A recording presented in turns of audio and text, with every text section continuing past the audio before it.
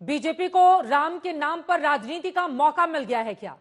विपक्ष की ओर से यह सवाल दागे जा रहे हैं और वहीं दूसरी तरफ अब अभी मुक्तेश्वरानंद की ओर से कह दिया गया है कि 24 की तारीख नजदीक आ रही है, लिहाजा रामनवमी के दिन को नहीं चुनकर 22 जनवरी की तारीख बीजेपी ने जानबूझकर चुनी है ताकि उसका चुनावी फायदा लिया जा सके। प्रेम शुक्ला जी, देखिए, कांग्रेस और तमाम विपक्षी दल, समाजवादी पार्टी, जद भद लद, तमाम दल जो हैं, जब से पालमपुर के भारतीय जनता पार्टी के राष्ट्रीय अधिवेशन में भारतीय जनता पार्टी ने राम जन्मभूमि पर भव्य दिव्य राम मंदिर का संकल्प लिया, तभी से आरोप लगाते रहे हैं। भारतीय जनता पार्टी के नेता आदरणीय लालकृष्ण आडवाणी ने जब रथ निकाला था 1990 में श्री सोमनाथ से लेकर अयोध्या के लिए, तब भी आरोप लगा और उस रथ के सारथी आदरणीय नरेंद्र मोदी जी थे, तो आरोप तो लगता ही रहा है। और चित्रा जी, आपको तो पता, आप भी पत्रकारिता में लंबे समय से हैं। 2019 के पहले ऐसा कौन सा चुनाव था जिसमें कांग्रेस वाले, समाजवादी पार्टी वाले, तमाम दल के लोग पूछते नहीं थे भारतीय जनता पार्टी के प्रवक्ताओं से, नेताओं से कि मंदिर वहीं बनाएंगे, तारीख नहीं बताएंगे? ये तारीख कभी सपा से तो पूछी नहीं गई, कभी कांग्रेस से तो पूछी नहीं गई, कभी जनता दल से तो पूछी नहीं गई, कभी राजद से तो पूछी नहीं गई। ये प्रश्न जो है भारतीय जनता पार्टी से क्यों पूछा जा रहा था? क्योंकि लोगों को पता था कि राम जन्मभूमि पर भव्य दिव्य राम मंदिर का संकल्प यह भारतीय जनता पार्टी का संकल्प है। अरे तो ये बुकलेट बंटवा कर लोगों तक बंटवाने का भारतीय जनता पार्टी कह रही है कि इसका लक्ष्य क्या है? इसको तो सीधे राजनीति से ही जोड़ा जाएगा ना प्रेम शुक्ला जी। अब राम मंदिर के लिए क्या संघर्ष किया गया, विपक्ष के नेताओं ने किस तरह से रोड़े अटकाए, अब बकायदा किताब की शक्ल दी जाएगी और घर घर बंटवाया जाएगा, तो इससे तो राजनीति ही कर रही है ना बीजेपी। क्यों नहीं बताई जाए? अच्छा बताइए चित्रा जी, चित्रा जी, क्यों ना बताया जाए? रामलला के मंदिर निर्माण के लिए जब कार सेवा करने के लिए लोग निकले तो उनको कितनी पीड़ाएं दी गई। मैं तो एक पत्रकार के तौर पर 1990 की कार सेवा का साक्षी हूं। पूरे उत्तर प्रदेश को समाजवादी पार्टी के संस्थापक श्रीमान मुलायम सिंह यादव ने जेल में बदल दिया था। कार सेवकाओं को तमाम संतरास दिया गया, सरयू के जल को लाल कर दिया गया। और रामदाना एक प्रसाद होता है, उत्तर प्रदेश में रामदाना का नाम बदलकर मुलायम दाना करवा दिया गया था। इस संतरास को देखा है, झेला है, तो उसको क्यों न बताया जाए नई पीढ़ी को? ठीक है। जब जो है 1992 में कांग्रेस के प्रधानमंत्री संसद में संकल्प ले रहे थे कि राम जन्मभूमि स्थान पर मस्जिद बनाई जाएगी, तो क्यों न बताया जाए लोगों को? क्यों पीड़ा हो रही है? जब जो किया है तो उसको बताने पर इतनी पीड़ा क्यों हो रही है? ठीक है, अनुराग भदौरिया जी, उनके सवालों पर जवाब दीजिए। ये तो सच बात है कि बार बार बीजेपी से हर चुनाव में पूछा जाता था कि रामलला हम आएंगे, मंदिर की तारीख कब बताएंगे, तो वो मंदिर की तारीख बता रहे हैं, उद्घाटन कर रहे हैं, प्राण प्रतिष्ठा कर रहे हैं, तो इस पर पॉलिटिक्स क्यों हो रही है? अनुराग भदौरिया जी, उनकी हिस्सेदारी है, वो लोगों को बता रहे हैं, बुकलेट छपवा रहे हैं। आपने एक बहुत अच्छी बात कही कि भारतीय जनता पार्टी राम के नाम की राजनीति क्यों कर रही है। इसी में सारा उत्तर पूरे देश को मिल जाता है। चूंकि ये प्रभु राम हमारे आस्था का विषय है, इनके लिए राजनीतिक विषय है। इन्होंने अगर कोई काम किया होता 10 सालों में तो आज शायद काम गिना रहे होते, क्योंकि इनके पास काम गिनाने को नहीं है। ये महंगाई, बेरोजगारी, महिला समस्या, किसान पे बात करना ही नहीं चाहते। अब देखिए किस तरह से, अरे प्रभु राम के नाम की राजनीति करते हो। प्रभु राम तो आस्था का विषय है, आप उसमें राजनीति क्यों करना चाह रहे हो? और अभी जगत गुरु अभी मुक्तेश्वरानंद जी ने क्या कहा? हमने नहीं कहा, वो विपक्ष के नेता नहीं, शंकराचार्य जी, उन्होंने भी आप पे उंगली उठाई ना कि क्यों भाई ऐसा क्यों? क्योंकि इसके मतलब आप राजनीति से देखते हो और प्रभु राम को राजनीति से नहीं देखना चाहिए। अगर आप उसमें थोड़ा सा भी अगर प्रभु राम का सम्मान करते हो तो उससे राजनीति से अलग रखना चाहिए। ये आस्था की बात होनी चाहिए। और प्रभु राम की बात तो आप करते हैं, लेकिन प्रभु राम के बच्चों की बात नहीं करेंगे। प्रभु राम के बच्चे परेशान है, किसान बेचारा धरने पे बैठता है, सालों साल तक बैठता है प्रभु राम का बच्चा, उसकी कितने की मौतें हो जाती हैं, तब जाके उनका काला कानून आप तब जाके वापस करते हो। कभी आपने प्रभु राम की बच्चियों के बारे में सोचा? वो अपना मेडल लौटाती हैं, वो धरने पे बैठती हैं न्याय मांगने के लिए, तब कहां चला जाता है प्रभु राम की बच्चियों के साथ? आप न्याय नहीं कर पाते? मैं आपसे सवाल पूछता हूं, प्रभु राम की बच्चियां जब परेशान होती मणिपुर में, तब आपने क्या किया?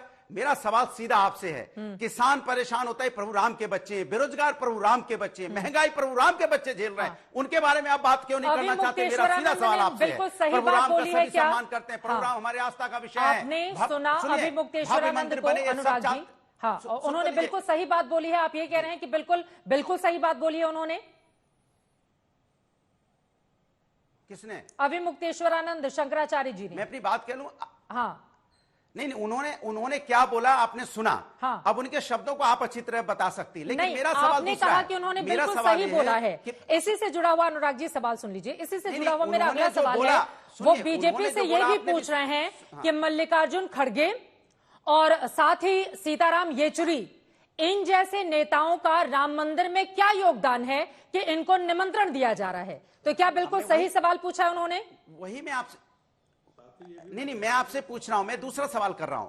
मैं सवाल ये कर रहा हूं कि क्या भारतीय जनता पार्टी, का जवाब सवाल प्रभु कैसे राम होगा तो भारतीय जनता पार्टी नहीं हो सकती ना। हाँ, बिल्कुल। सुनिए, मेरी बात सुनिए ना। हाँ। नहीं, प्रभु राम एक आस्था का विषय है। हाँ। भारतीय जनता पार्टी एक पार्टी है, जैसे हम पार्टी हैं, दूसरे दल है, वैसे भारतीय जनता पार्टी एक दल है। तो भारतीय जनता पार्टी ये अपने को क्यों कह रही है कि मैं ही राम का वो उपासक हूं, हम ही राम की बात करेंगे? क्यों भाई? राम हाँ। तो कण कण में है, हाँ। हर व्यक्ति में है, बिल्कुल। हर व्यक्ति के में, हर जगह राम, प्रभु राम है। आप कैसे इसका एक अधिकार बनाने की कोशिश करते हैं? आप कौन होते हैं निमंत्रण भेजने वाले? प्रभु राम बुलाएंगे तो जाएंगे, सबको प्रभु राम बुलाते हैं तो जाते हैं। आप कहते नहीं है प्रभु बुलाएंगे तो हम जाएंगे। लेकिन भारतीय जनता पार्टी प्रभु कब से बन गई? भारतीय जनता पार्टी ठेकेदार कब से बन गई? आप ठेकेदार मत बनिए, आप प्रभु के ठेकेदार नहीं हो सकते। प्रभु हमारे आस्था का विषय है, आप ठेकेदार बन के पाप के भागीदार बनते हैं। बोलिए प्रभु राम कण कण में है, इसलिए मैं आपसे कहता हूं प्रभु राम का कोई ठेकेदार नहीं हो सकता। जवाब ले इसलिए प्रभु राम को आप मत बोलिए कि आप प्रभु राम को, वो कह रहे हैं कण कण में राम है, तो फिर आप निमंत्रण भेजने वाले कौन होते हैं? ठीक है, उसके बाद मैं बाकी दोनों मेहमानों की बात होंगी। प्रेम शुक्ला जी पहले देखिए वो तो सकल ब्रह्म में है, राम कण कण में है, सही है, ये ज्ञान इनको प्राप्त हो गया, इसके लिए धन्यवाद। सरयू के जल में राम थे कि नहीं जिसको लाल कराया गया था? उन कार सेवकों में राम थे कि नहीं जिनको गोलियां मरवा दी श्रीमान मुलायम सिंह यादव ने, और कहा कि आवश्यकता पड़ती तो और गोलियां मरवा देते? अभी आप जो है शंकराचार्य जो है मुक्तेश्वर सरस्वती जी के प्रति आप जिस तरह का आस्था भाव प्रकट कर रहे हैं, उसके लिए बड़ा आभार है। लेकिन यही अखिलेश यादव थे जो आदरणीय अभिमुक्तेश्वरानंद सरस्वती जी को उन्होंने काशी में जो है पुलिस की लाठियों से जितना भयंकर पिटवाया था, तब कहां चला गया था आपकी आस्था उनके प्रति? मित्र, जरा ये भी बता दीजिएगा। शंकराचार्य अभिमुक्तेश्वरानंद सरस्वती हो या उनके गुरुजी पूजनीय स्वरूपानंद सरस्वती जी हो, उनके चरणों में प्रणाम है। लेकिन इस सत्य को कौन नकार सकता है कि भाई यही स्वरूपानंद सरस्वती जी श्रीमती सोनिया गांधी को 2001 में कुंभ का स्नान कराने लेकर गए थे। कुंभ का स्नान करवाया भी उन्होंने, उसका भी किसी ने विरोध नहीं किया। लेकिन कालांतर में वही स्वरूपानंद सरस्वती बारंबार श्रीमती सोनिया गांधी से मिलकर राम जन्मभूमि पर भव्य दिव्य मंदिर के निर्माण की प्रार्थना के लिए मिलने का समय मांगते रहे, श्रीमती सोनिया गांधी ने नहीं दिया। हाँ, ठीक है, इस सत्य को भी आप सब हर कोई जानता है। इसलिए अभिमुक्तेश्वरानंद जी का जो प्रश्न है वो प्रश्न जायज है, लेकिन यह निर्णय तो लेगा कौन? यह निर्णय लेगा श्री राम जन्मभूमि न्यास। इसमें भारतीय जनता पार्टी क्या भूमिका है? हाँ, ठीक है। तो बीजेपी की भूमिका पर क्यों सवाल खड़े किए जा रहे हैं अनुराग जी? देखिए मेरा सीधा सा सवाल है, रामायण मेला की परिकल्पना किसने की थी? सबसे पहले किसने की थी? लोहिया जी ने की थी कि रामायण मेला होना चाहिए। तब आप कहां थे? तब तो आप बात नहीं करते थे, तब आप तो गायब थे, कहीं आपने इसकी चर्चा भी नहीं की। दूसरी बात, आप धर्म में सबसे ऊंचा दर्जा किसका है? प्रभु राम का है। उनसे ऊंचे तो आप नहीं है ना, प्रभु राम से तो ऊंचे नहीं है। तो प्रभु राम से डरिए, और प्रभु राम के नाम पे जो आप राजनीति करते हैं उससे बचिए। बचिए आप प्रभु राम के नाम की राजनीति करने से। आप प्रभु राम का सम्मान कीजिए, प्रभु नाम पे राजनीति मत कीजिए। आस्था का विषय है, ये हम सबके लिए आस्था का विषय है, करोड़ों हमारे देशवासियों के लिए आस्था का विषय है। आप प्रभु राम के बच्चों का सम्मान कीजिए, जो प्रभु राम के बच्चे बेचारे आप हत्या करते हैं से परेशान होके। प्रभु राम के बच्चे किसान हैं, जो बेचारे धन्नो करना पड़ता है, उन्हें भी कभी उनकी लागत नहीं मिलती, उन्हें वो परेशान, उनके बच्चे परेशान। आप उनके बारे में चिंता कीजिए ना। महंगाई की जिनकी कमर टूट गई वो भी प्रभु राम के बच्चे हैं, उनके बारे में आपके आराध्य रह गया कि नहीं? आप उनके बारे में बता दीजिए। प्रभु राम के बच्चों के बारे में बात करने से आप जरा जो है अखिलेश जी के बाकी मेहमानों को भी लेकर आते हैं चर्चा में। ठीक है, तो मैं नहीं पढ़ेंगे। ठीक है, ठीक है, कोई है वही जो राम रचि राखा, बाकी लोगों को भी लेकर आते हैं चर्चा में। ठीक है, समझ में आ गई, आप दोनों लोगों की बात समझ में आ गई। ठीक है, संगीत रागी जी आपके पास आते हुए, अब बीजेपी जब बुकलेट बंटवाएगी, अक्षत लेकर गांव-गांव उसके कार्यकर्ता जाएंगे, लोगों को निमंत्रित करेंगे, संघ की ओर से एक बड़ा आयोजन किया जाएगा तो पलटकर सवाल पूछा जाएगा ना, राजनीति नहीं तो फिर और क्या है ये राम के नाम पर? नहीं, ये राजनीति नहीं है, ये राष्ट्रनीति है। भगवान राम का मंदिर सिर्फ एक भगवान का मंदिर नहीं है, इस देश का मंदिर है। राम ही राष्ट्र है और राष्ट्र ही राम है, ऐसा इस देश के संत पुरुषों का कहना है। इसलिए भगवान राम की महर्षि अरविंद ने कहा, जब सनातन उठेगा तो इसका मतलब भारत जागेगा, जब सनातन का पतन होगा इसका मतलब भारत का पतन होगा। तो हम राम और राष्ट्र दोनों में कोई बड़ा अंतर नहीं मानते। इसलिए भारतीय जनता पार्टी जो यदि कर रही है तो ये बिल्कुल सही कर रही है, या संघ परिवार कर रहा है। मुझे तो, मैं इसमें और जोड़ देना चाहता हूं कि भारतीय जनता पार्टी को, राष्ट्रीय स्वयंसेवक संघ को और उनके सारे अनुसांगिक संगठनों को बड़े पर्दे पर टेलीविजन के जरिए उस दिन उनको जोड़ना चाहिए, ताकि जो लोग फिजिकल तौर पर अयोध्या नहीं आ सके वे सारे लोग इस महान राष्ट्रीय उत्सव के दिन का साक्षी बन सके। दूसरी बात, देखिए, राम मंदिर का सवाल सिर्फ एक भव्य मंदिर का सवाल नहीं था। राम मंदिर का सवाल पूरे Nehruvian secularism, Nehruvian model of governance की धज्जियां उड़ाने का सवाल था। जब तक आप लोग नेहरू पर नहीं जाएंगे तब तक मतलब पॉलिटिक्स आगे नहीं बढ़ सकती। मैं इसलिए कह रहा हूं कि नेहरू ने भारत के आध्यात्मिक और सांस्कृतिक जो भी हमारे हेरिटेज थे उसको उन्होंने नष्ट ही किया, उसको उन्होंने थाती के रूप में खड़ा करने की कोशिश नहीं की। यह मैं ऐसा इसलिए कह रहा हूं क्योंकि वो यदि उनकी चलती, नेहरू की बस चलती, तो वहां से राम जी की मूर्तियां वहीं पर हटा करके, वो तो पंत जी का वे मान करके चलिए, उनकी बहुत कृपा थी जिसके कारण कि वहीं पर वो मूर्तियां रहीं गोविंद पल्लभ पंत जी की। दूसरी बात, ताला खुलवाने का श्रेय तो कांग्रेस पार्टी राजीव गांधी को देती है, शिलान्यास की बात वो करती है।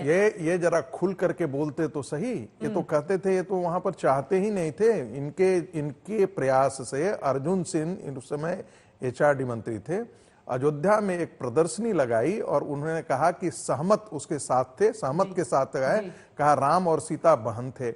इन्होंने ही उन्हीं वामपंथी इतिहासकारों के सहारे ये नैरेटिव चलाने की कोशिश की कि ये राम की अयोध्या वो राम की अयोध्या नहीं है जिसे दशरथ पुत्र राम की अयोध्या है, ये कोई और राम की बात कर रहे थे। तो सारा निगेट करने के लिए आप बताइए, कपिल सिब्बल जी न्यायालय में किसके लिए तर्क कर रहे थे? वहां पर राम मंदिर बनवाने के लिए तर्क कर रहे थे। और कौन नहीं जानता था कि इसमें गांधी परिवार जो है इसमें सम्मिलित है, इसमें पूरा कांग्रेस पार्टी है। तो वैसे वकील के तौर पर गए हुए थे, नहीं, नियुक्त किया गया था, उनको वकील के तौर पर हर समय उनको ऐसे ही तत्वों के साथ खड़ा होने की क्या आवश्यकता थी? एक और दूसरी बात, पहली बार हमको तो लगा कि अनुराग भदौरिया ऐसे कलेजे पर बार बार हाथ ले जा रहे हैं, तो मुझे लगा कि कलेजा दिखाएंगे फाड़ करके कि भगवान राम यहाँ है। लेकिन आपसे जरूर पूछेगा साहब कि सरजू की धारा को लाल रक्त से किसने किया था? मुलायम सिंह ने। जो लोग निशस्त्र थे, जो कारसेवक जा रहे थे वहां पर, उसको भी मार डाला उन्होंने। और कितना विध्वंसक काम किया, कितनी बातें की, ताकि राम मंदिर वहां पर बन ही नहीं सके। ये सब कोई जानता है। ठीक है, अनुराग जी, मैं आपके पास आऊंगी। पंकज शर्मा जी के पास बहुत देर से नहीं जा पाई हूँ, जल्दी से उनकी टिप्पणी ले लेती हूँ, उसके बाद फौरन मैं आपके पास ही आऊंगी। अनुराग जी, हाँ बोलिए, याद दिला दीजिए एक चीज, बोलिए। मैं इनको याद दिला दूं कि इन्हीं के भारतीय जनता पार्टी के एक मंत्री उत्तर प्रदेश के अंदर में निषाद जी, उन्होंने क्या किया था? प्रभु राम दशरथ के बेटे नहीं थे। अरे भाई, स्वामी प्रसाद मौर्य को तो आप समझा देते ना, आप ही की पार्टी के साथ है ना, या कार्य वितरण कर लिया है आपने?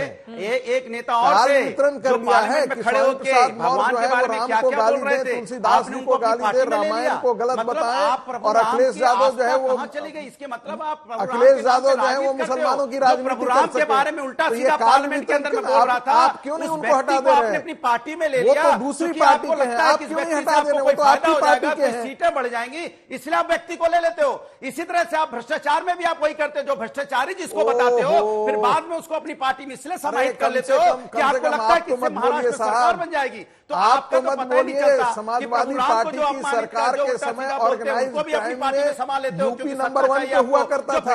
Organised crime quote and quote, उसको भी अपनी पार्टी में ले लेते हो। इसका मतलब ये होता है कि आप सत्ता चाहिए, आपको और कुछ नहीं चाहिए। आप महंगाई, बेरोजगारी, भ्रष्टाचार, किसान के मुद्दों पर चर्चा नहीं करना चाहते। आप तो अखिलेश यादव तो हनुमानगढ़ी के महंत बनना चाहते हैं ना, वो तो लगता है गेरुआ बस उद्धारण करने के लिए है, इसीलिए वो जाकर के जितने रेडिकल इस्लामिस्ट हैं उनके साथ मिल करके राजनीति कर रहे हैं। उनकी चिंता जो है वो किसी तरीके से मुस्लिम वोट की है। हैरानी की बात है कि इस देश में हिंदू वोट की, ठीक है, ऐसे तो मैं की पॉलिटिक्स नहीं करेंगे, आगे बढ़ते हैं। ठीक है, ठीक है, ठीक है, दोनों ही तरफ से अपने अपने तेवर यहाँ पर दिखाए जा रहे हैं। पंकज शर्मा जी, अब मैं सीधे आपके पास आते हुए, बीजेपी ने यह तय कर लिया है कि बकायदा बुकलेट छपवाए जाएंगे और विपक्ष ने किस तरह के रोड़े अटकाए राम मंदिर बनने में डिटेल में उसकी पूरी जानकारी लोगों तक पहुंचाई जाएगी, साझा की जाएगी। किसका नुकसान होगा इससे, पंकज जी? देखिए, ऐसा है, प्रेम शुक्ल जी जैसे महामनाओं के लिए प्रभु श्री राम सिर्फ अयोध्या के राम हैं, सिर्फ भारतीय जनता पार्टी के राम हैं। मैं तो बचपन से सुनता आ रहा हूं और चित्रा जी आप भी सुनती आ रही होंगी कि सिया राम मैं सब जग जानी, लेकिन इनके लिए सिर्फ भारतीय जनता पार्टी और अयोध्या के हैं श्री राम। हमारे लिए तो वो सबके पूज्य हैं, हम सबके आराध्य हैं। लेकिन प्रेम शुक्ल जी जो आस्था की वजह से नहीं, अपनी राजनीति के लिए, अपने चुनावी फायदे के लिए प्रभु राम को आज से नहीं 90 के दशक से अपना मोहरा बनाए हुए इस जम्बू द्वीपीय भरत खंडे में विचर रहे हैं, तो ऐसी बेसुरी शक्तियों के लिए मैं तो यही कामना करूंगा कि इन सबको सन्मति मिले। मेरी झोपड़ी के भाग आज खुल जाएंगे, राम आएंगे। अरे तो राम 30 मार्च 2023 को आ जाते, रामनवमी है तब कर लेते। लेकिन आपको पड़ी है क्योंकि चुनाव सामने दिखाई दे रहे हैं। फरवरी के पहले हफ्ते में आपको आचार संहिता लगानी है, चुनावों की तारीखें अनाउंस करनी है। सरयू सरयू रक्त, अरे पांव आपने वो सुना नहीं, पांव सरयू में अभी राम ने धोए भी न थे कि नजर आए वहां खून के गहरे धब्बे। पांव धोए बिना सरयू के किनारे से उठे राम, ये कहते हुए अपने द्वारे से उठे, राजधानी की फजा आई नहीं रास मुझे, 6 दिसंबर को मिला दूसरा बनवास मुझे। राजकुमार राम पर संकट आया था और उनको जब अयोध्या से निष्कासित किया गया तो उन्होंने वन गमन किए, पैदल चल दिए। ये इस यात्रा ने राजकुमार राम को प्रभु श्री राम बनाया। लेकिन आपने कौन सी यात्रा की? आपने बताया कि आदरणीय लाल कृष्ण आडवाणी जी ने रथ यात्रा की। और उस यात्रा के सारथी आपने ठीक कहा नरेंद्र भाई मोदी थे। तो वो जो सुसज्जित रथ पर यात्रा हुई थी, जिसके पहियों पर कितनों का खून लिथड़ा हुआ है, प्रेम शुक्ल जी वो भी याद है ना आपको? तो इस रथ के जो सारथी रहे, अब वो अयोध्या में बन रहे राम मंदिर को अपनी जागीर घोषित कर रहे हैं। तो किसी की समझ में ही नहीं आ रहा है कि अयोध्या में राम का मंदिर प्रभु श्री राम के महिमा मंडन के लिए बन रहा है या हमारे नरेंद्र भाई मोदी के महिमा मंडन के लिए। प्रेम शुक्ला जी, हमें बताएं प्रेम शुक्ल जी। बोले प्रेम शुक्ला जी। जी बताता हूं। हमने तो पहले ये वाक्य में परात्पर ब्रह्म उनको कहा, लेकिन आपकी गॉड मदर श्रीमती सोनिया गांधी ने कहा राम काल्पनिक हैं और परात्पर ब्रह्म अगर कण कण में व्याप्त हैं तो अयोध्या दूसरी है और कहीं है, जम्बू द्वीप के बाहर है। ये आपके श्रीमती सोनिया गांधी, श्रीमान राजीव गांधी, श्रीमती इंदिरा गांधी और पंडित जवाहरलाल नेहरू द्वारा पाले गए वामपंथी इतिहासकारों का ही ज्ञान था। हमारे लिए परात्पर ब्रह्म राम है और वहां राम का मंदिर बन रहा है, लेकिन उस राम मंदिर का दर्शन करने आज तक नेहरू कुल का कोई चिराग नहीं पहुंचा है। वो नेहरू कुल का चिराग जामा मस्जिद में नाक रगड़ने जाता रहा। तो बाबर का जो है संकल्प, बीच में हताश क्यों हो रहे मित्र, हताश क्यों हो रहे मित्र? गॉड मदर सोनिया के चाटुकारों को इतना रुष्ट होने की आवश्यकता नहीं है मित्र, बिल्कुल आवश्यकता नहीं है। आराम से सुन लीजिए मित्र, इतना काहे जो है कुंठित हो रहे मित्र, आराम से सुन लीजिए ना। राम तो काल्पनिक थे ना, सोनिया मायनों की दृष्टि में तो राम काल्पनिक थे ना। मणिशंकर की दृष्टि में 10,000 जो कमरों वाला मकान था वहां पता नहीं कहां पैदा हुए थे ना। कपिल सिब्बल शुक्ल तो जी, ये कह रहे थे ना कि वहाँ बाबरी मस्जिद बननी चाहिए, उसके पैरवी करने आए थे ना। मैं वही तो पूछ रहा हूँ। अरे आप जो है गॉड मदर सोनिया गांधी के चाटुकारों को इतनी मिर्च क्यों लग गई, मेरी समझ के बाहर है। पंकज जी, आप आराम से बोलिएगा, एक-एक करके अपनी बात रामलला की रखेंगे। जन्मभूमि ठीक है, पर प्रेम उस शुक्ला पवित्र जी, स्थान आप पर बन रहा बार है, बार आप सोनिया तो गांधी का इतनी नाम ले अधिक रहे मिर्ची हैं, लगने का तो अब कोई पलट कर कारण आपसे सवाल पूछा जाएगा ना, अगर उन्होंने काल्पनिक कहा था या जो बातें आपने उनके बारे में कही हैं, तो फिर उनको न्योता क्यों दिया जा रहा है कि आप आइए रामलला की प्राण प्रतिष्ठा में? यही बात तो उठा रहे हैं शंकराचार्य। ये राम जन्मभूमि न्यास का निर्णय है, ये भारतीय जनता नहीं, ये भारतीय जनता पार्टी का निर्णय नहीं है, ये राम जन्मभूमि तीर्थ क्षेत्र न्यास का निर्णय है। और कृपा करके इस चीज को समझ लीजिए, सनातन की संस्कृति यही है कि रावण के वध के बाद भी प्रभु रामचंद्र श्री लक्ष्मण से कहते हैं कि उसमें अगर कुछ अच्छा है तो उससे भी हासिल कर लो। अगर राम के पास आकर पाप धुलने का सुअवसर राम जन्मभूमि न्यास क्षेत्र दे रहा है, तो इस पाप प्रक्षालन के अवसर को श्रीमती सोनिया मायनो ने गंवाना नहीं चाहिए। और कम से कम इस पे आपत्ति जो है, सोनिया गांधी को कुंभ का स्नान कराने वाले संगम में किसी गौ मांस भक्षी को जो है संगम का पवित्र स्नान कराने का पुण्य जो शंकराचार्य जी ने किया था, उसी की परंपरा का ये आगे निर्वाह हो रहा है। तो इस पे अपने गुरु की परंपरा का निर्वाह होने पर मैं आदर परम पूजनीय और मुक्तेश्वरानंद जी के प्रति बड़ा मेरा श्रद्धा भाव है। लेकिन उनको बुलाया नहीं है, लेकिन स्वरूपानंद सरस्वती अगर उनको कुंभ का स्नान नाराज है, उनको बुलाया नहीं है। ये श्री राम जन्मभूमि तो इन्होंने राष्ट्रपति जी को भी नहीं है। क्षेत्र का जो है निर्णय है, उसको बुलाना चाहिए, सारे संतों को बुलाना चाहिए, हर संत को बुलाना चाहिए, राम बाबरी समर्थक संतों को भी बुलाना चाहिए, राम जन्मभूमि न्यास समिति का विरोध करने वाले संतों को बुलाना चाहिए, हम उसका हर संत को बुलाना चाहिए। जब सोनिया मायनो को बुलाया जा रहा है, सीताराम येचुरी को बुलाया जा रहा है, तो सारे संतों को बुलाया जाना चाहिए, इसमें कोई मन में संदेह नहीं। और इसको जो है श्री राम जन्मभूमि को निर्णय लेना है, भारतीय जनता पार्टी का निर्णय नहीं है। वे असंत हैं क्या? लगातार आप हताश हो गए पंकज जी, यहाँ वहां काहे बोल रहे हैं? मैंने जो है आपके ईसाईवाद की जो है क्रिप्टो क्रिश्चियंस का जो है थोड़ा सा प्रेम शुक्ला जी, आज ही आप फंस जाएंगे फिर अगर ईसाईवाद की बात करेंगे। आज ही प्रधानमंत्री नरेंद्र मोदी ने 1.5 घंटे पहले ही ईसाइयों का क्या योगदान रहा है देश के लिए, उसका जिक्र करते हुए नजर आ रहे थे आज मैरी क्रिसमस के खास मौके पर। हाँ नहीं, ईसाइयों का योगदान है, क्रिप्टो का योगदान नहीं है। ईसाइयों का योगदान निश्चित तौर पर ठीक है। अनुराग गोदारी जी, किसी के प्रति हमारे मन में द्वेष भाव नहीं है, लेकिन जो मेरा तो सीधा सा सवाल है, मेरा सीधा सा सवाल, एक बात कर लूं, धर्म प्रचार करने वालों के विरोध में अरे बात कर ले भाई, ठीक है, हो गया राजनीति हो गया, बोलिए। देखिए मेरा सीधा सा सवाल है, प्रभु राम की बात हो रही है जी, तो भाई आप राष्ट्रपति जी को भी बुला लीजिए। किसने मना किया राष्ट्रपति जी को नहीं बुलाने से? बुलाइए ना राष्ट्रपति जी को, देश की राष्ट्रपति है। उपराष्ट्रपति जी को बुलाइए, प्रथम महिला है देश की और हमारे आदिवासी समाज से आती, बुलाइए ना उनको, कितना अच्छा लगेगा हमारे मंदिर में आए। और दूसरी बात, आपने निमंत्रण तो दिया अपने वरिष्ठ नेताओं के, भारतीय जनता पार्टी के वरिष्ठ नेताओं को, क्या आप उनको लेके भी आ रहे हैं कि लाने से मना कर दिया? आदरणीय लाल कृष्ण आडवाणी जी हैं, मुरली मनोहर जोशी जी हैं, उनको भी तो बुला लीजिए ना। और उनको बुला के भी आपने मना कर दिया। भाई उनको लेके आइए, इतने संसाधन हैं आपके पास में, जहाज है, किसी व्यवस्था, भाई आप उनको भी। इसके मतलब साफ पता चल रहा है कि आपको सिर्फ राजनीति करनी है, कोरी राजनीति करना चाहते हैं आप। तो ये आप राजनीति, प्रभु राम हमारे बार बार मैं कह रहा हूं, मेरे लिए आस्था का विषय है, आपके लिए राजनीतिक विषय है, बस फर्क इतना है। अच्छा, तो हम उनकी पूजा करते हैं, आप उनके नाम पर वोट मांगना चाहते हैं। बिल्कुल, हाँ, आपकी बात बिल्कुल सही है। आप कह रहे हैं कि आप उनके नाम पर वोट मांगना चाहते हैं, बट उनके नाम पर वोट मांगना आज से तो शुरू नहीं हुआ। वो पालम घोषणा पत्र का जिक्र कर रहे हैं, वो अपने घोषणा पत्र में लिखते हैं कि हम राम का मंदिर बनाएंगे, हमको सत्ता में लेकर आइए। तो फिर उसके बाद उनका वो आंकड़ा भी हम दिखा सकते हैं। 1984 में 2 सीटें जीतने वाली बीजेपी राम के नाम पर लगातार कैसे आगे बढ़ती हुई चली गई। अब जब राम मंदिर बनकर तैयार है, प्राण प्रतिष्ठा का वक्त है, तो वो इस पर अगर राजनीति कर भी रहे हैं अनुराग जी, तो फिर क्या दिक्कत है? वो तो उनके घोषणा पत्र का हिस्सा था। देखिए, मैं आ रही हूँ संगीत जी। ऐसा नहीं होता चित्रा जी। प्रभु नाम के नाम पे राजनीति नहीं होनी चाहिए। जब इनसे पलट के सवाल पूछा जाता है कि ये बताइए प्रभु राम की बेटियों के साथ अन्याय क्यों हो रहा है, तब ये चुप हो जाते हैं, उस पर जवाब नहीं देते हैं। उन्हें क्यों घसीटा जा रहा है, क्यों उनके ऊपर अत्याचार हो जाए, तब इनके कोई मंत्री कोई जवाब देने नहीं आते। पलट के पूछा जाता है कि कोविड काल में प्रभु राम के बच्चों की किस तरह से मौतें हुई, लाशें किस तरह से आपने देखा, ढेर लगा हुआ था, तब इनके पास कोई जवाब नहीं होता है, ऑक्सीजन की सिलेंडर की व्यवस्था तक नहीं कर पाए।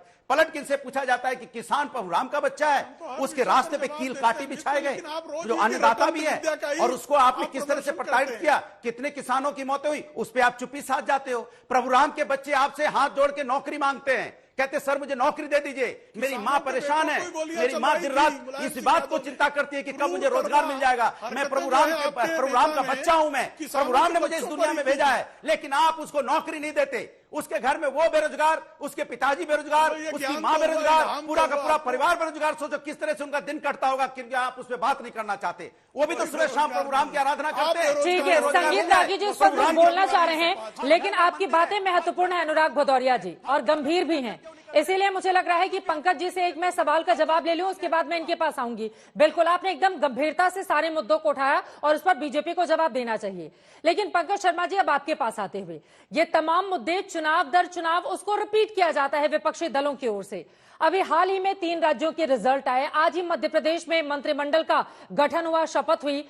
राज्यों में आप लोगों की बातों का फिर क्यों नहीं असर होता है? किसानों का मुद्दा अहम है, किसान दिल्ली में बैठे, धरना हुआ, 1 साल तक क्या कुछ चलता रहा, उसके बाद चुनाव होते हैं, बीजेपी जीत जाती है।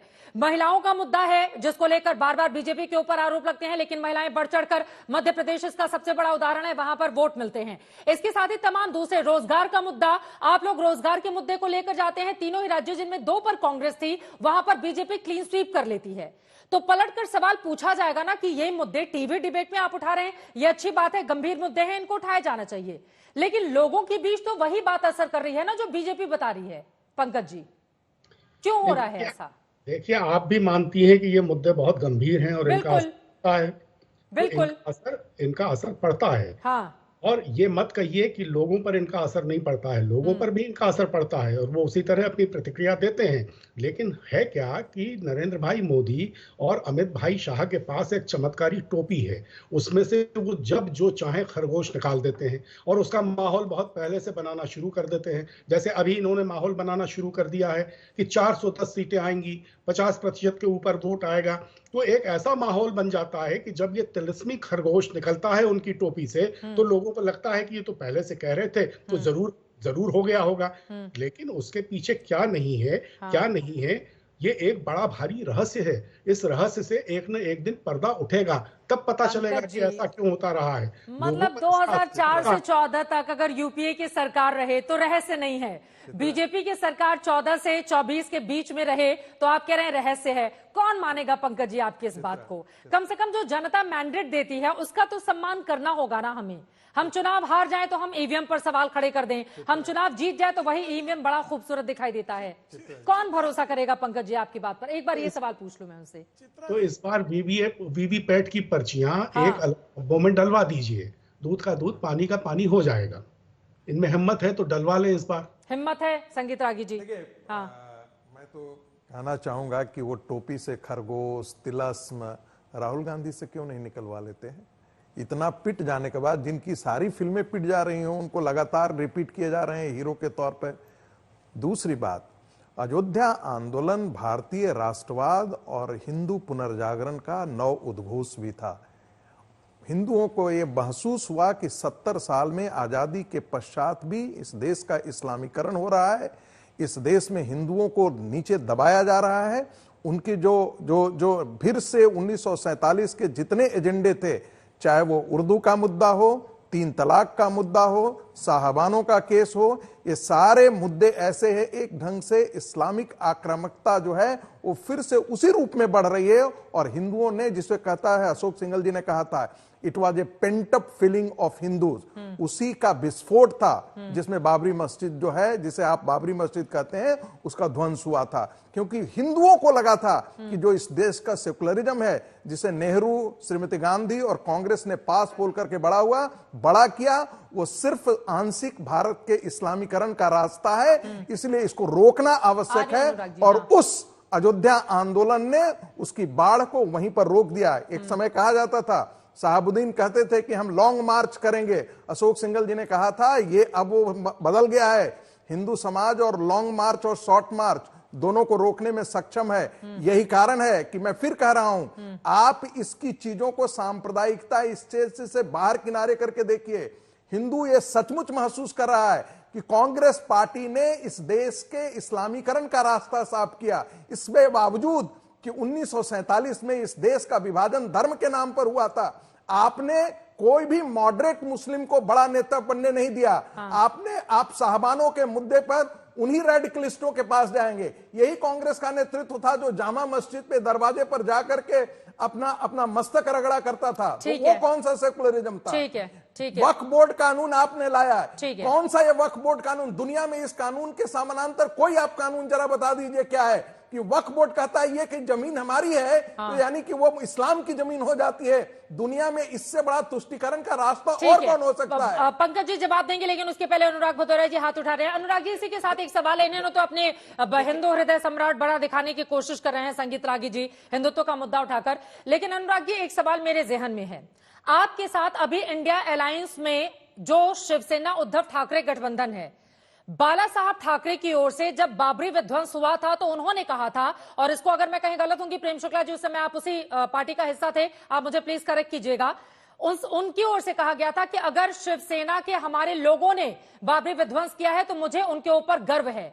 तो जो गर्व करने वाली पार्टी है उसके साथ आप इंडिया अलायंस में हैं और फिर आप बीजेपी को कटघरे में खड़ा करते हैं। अनुराग भदौरिया जी, उद्धव ठाकरे तो आपके साथ ही है ना? वो इसलिए खड़ा करते हैं, हाँ देखिए वो इसलिए खड़े होते हैं कि चित्रा जी कभी किसी गरीब के घर के दरवाजे पे खड़े होकर देखिए किस तरह से वो अपनी पूजा पाठ करके निकलता है कि आज मुझे कहीं ना कहीं रोजगार मिलेगा, और उसे पता भी नहीं है, पता नहीं है उसे सत्ता में आ जाने से हो गया क्या कि उसके ऊपर में 1,40,000 करोड़ का कर्जा हो चुका है, उसे मालूम भी नहीं है। अरे चुप रहिए भाई, मैं आपके बीच में देखिए चित्रा जी ऐसे डिबेट नहीं बोलेंगे, मैंने चुप करा दिया। मैंने कहा कि उस गरीब व्यक्ति को देखिए, मैंने कहा उस गरीब व्यक्ति को यह भी नहीं पता, उस बच्चे को, कि घर से निकल रहा है उसके ऊपर, सर के ऊपर में 1,40,000 करोड़ का कर्जा हो चुका है। रोजगार तो मिला नहीं, अभी कर्जे में डूबा है। इस देश के ऊपर में IMF की रिपोर्ट के हिसाब से 205 लाख करोड़ का कर्जा, जो 1947 से लेके 2014 तक वो था 55 लाख करोड़ रुपए, और आपकी सरकार में 150 लाख करोड़ रुपए कर्जा बढ़ गया। तो गरीब बेचारा रोजगार मिल नहीं रहा, उसे रोजगार आप दे नहीं रहे हो, उसके ऊपर कर्जा और अपने सर पे लेके घूम रहा है, जिसे खुद नहीं पता है कि मैं 1,40,000 कर्जे में डूबा हूं। ये भारतीय जनता पार्टी ने इस देश को दिया है, जिसके ऊपर में भारतीय जनता पार्टी चर्चा करने को नहीं तैयार है। मैं इनसे सीधा बार बार सवाल पूछता हूं, कभी आप उस मां के बारे में सोचते हो जो मां रोज अपने बेटे को यहाँ पे टीका लगा के भेजती है कि जाएगा तो वो रोजगार मिल जाएगा उसको, मां शाम तक इंतजार करती है कि मेरा बेटा खबर देगा फोन करके मुझे रोजगार मिल गया। मैं रोजगार पर अब जवाब ले लेती हूँ। ठीक है, आपकी बात हो गई। कार्यक्रम के आखिरी हिस्से में है, जवाब लेना जरूरी है। प्रेम शुक्ला जी, ठीक है प्रेम शुक्ला जी। सिर्फ रोजगार का एक आपको फिगर देता हूं, 1991 से लेकर 2013 तक, जिसमें 16 वर्षों का शासनकाल कांग्रेस और उनके साथी दलों का रहा, उसमें NSSO की रिपोर्ट के अनुसार सिर्फ 6.1 करोड़ रोजगार जो है ऑर्गेनाइज सेक्टर में जनरेट हुआ, और 2020 से 2023 में EPFO का फिगर है 4.98 करोड़ जो है लोग EPFO में रजिस्टर है। ऑर्गेनाइज सेक्टर में रोजगार सिर्फ 3 वर्ष में 5 करोड़, और जो है ये पेपर पे है नहीं, फिर बीच में बोल रहे हैं, अब बदतमीजी कर रहे हैं। अभी संगीत राज जी की जो सुना रहे थे, EPFO में पैसा जो है ना, जो आप आंकड़े बता रहे थे वो भी पेपर पर ही था। जब आप सुन लेते हैं प्रेम शुक्ला जी, बोलिए नहीं बोलेंगे वो बीच में, बोलिए जल्दी से। EPFO में जब तक एम्प्लॉयर जो है एम्प्लॉय का पैसा नहीं कंट्रीब्यूट करेगा, EPFO अकाउंट नहीं ओपन होता है। और एक एम्प्लॉयमेंट अगर ऑर्गेनाइज सेक्टर में होता है तो 8 से 9 एम्प्लॉयमेंट डॉक्टर मनमोहन सिंह और एलूवालिया का दिया हुआ हिसाब ही है। 8 से 9 एम्प्लॉयमेंट जो है अनऑर्गेनाइज सेक्टर में होता है। सीधा सा मतलब है कि 40 करोड़ रोजगार सिर्फ 3 वर्षों में जनरेट हुए। अब जिस तरह से सड़कों का निर्माण है, जिस तरह से मकानों का निर्माण है, जिस तरह से विमानतलों का निर्माण है, जिस तरह हर घर नल से जल पहुंच रहा है 13.5 करोड़ घरों में, जिस तरह से शौचालयों का निर्माण है, ये रोजगार सृजन थोड़े इससे होता है जी, इससे रोजगार घट जाता है इनकी दृष्टि में। और बता दीजिए समाजवादी पार्टी के शासनकाल में उत्तर प्रदेश में कितना रोजगार हुआ, जरा बता दीजिएगा फिगर। सिर्फ एक ही जाति विशेष के लोग जो हैं वो PCS के चुनाव में क्यों जीत रहे, क्यों वो चुने जा रहे थे, जरा बता दीजिएगा। सारे थानों में एक जाति विशेष के लोग ही क्यों तैनात हो रहे, जरा बता दीजिएगा। और एक धर्म विशेष के लोगों की जो है कब्रिस्तान क्यों बन रही थी, एक धर्म विशेष के, मजहब विशेष के जो है त्योहारों पर ही बिजली क्यों मिल रही थी, जरा बता के जाइए। अरे ये अदम गोडवी ने शेर भी तब लिखा जब मुलायम सिंह यादव मुख्यमंत्री थे और मनमोहन सिंह जो है प्रधानमंत्री थे। ये उन्हीं के लिए लिखा गया है, ये लिखा भी गया मुलायम सिंह और मनमोहन सिंह के लिए। ठीक है, चलिए।